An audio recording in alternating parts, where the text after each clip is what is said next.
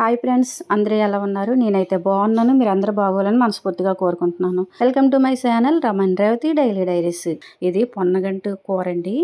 చాలా అంటే చాలా కళ్ళకి చాలా మంచిది. ఇది వారంలో కనీసం 2-3 సార్లు అయినా సరే కనీసం తినాలి. చాలా మంచిది ఈ పొన్నగంటు కూర. 6 కట్టలు అయితే తీసుకున్నాను.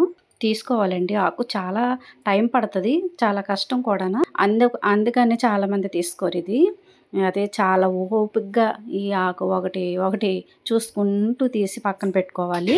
తీసి ఇదంతా కూడా శుభ్రంగా వాష్ చేసుకొని కడిగేసుకొని ముందుగా కడిగి పెట్టుకున్న ఈ పొన్నగంటి ఆకుని చిన్న చిన్నగా కట్ చేసుకొని నేను పక్కన పెట్టుకున్నాను. కట్ చేసింది ఒక బౌల్లో తీసి పెట్టుకున్న తర్వాత కళాయి తీసుకొని కళాయిలో 2 టేబుల్ స్పూన్లు ఆయిల్ వేసుకున్నాను. ఆయిల్ వేడెక్కిన తర్వాత నేను ముందుగా వెల్లుల్లిపాయలు అయితే పొట్టు తీసి చిన్న చిన్న పీసుగా కట్ చేసుకున్నాను. ఈ వెల్లుల్లిపాయలు ఈ ముక్కలు కూడా వేసేసుకొని వేయించుకోవాలి. బాగా ఎర్రగా వేగిన తర్వాత నేనైతే కొద్దిగా జీలకర్ర కూడా వేసుకున్నాను. ఈ జీలకర్ర కొంచెం వేగిన తర్వాత ఎండుమిర్చి వేసుకొని ఈ పోపు అన్నది మంచిగా వేగాలండి. నేనైతే ఒక ఉల్లిపాయ కూడా తీసి కట్ చేసి వేసుకున్నాను.